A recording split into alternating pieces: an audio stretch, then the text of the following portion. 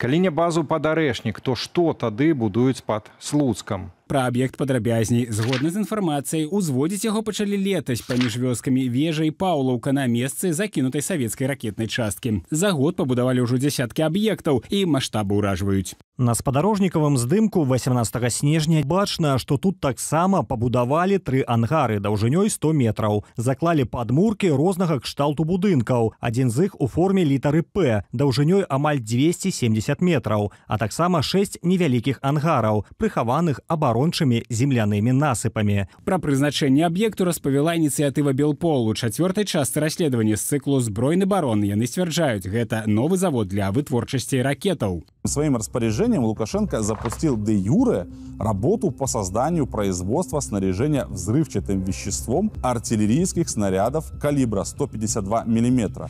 Паводле плану завод будзе вырабляць каля 250 тысячаў ракетных снарадаў за год.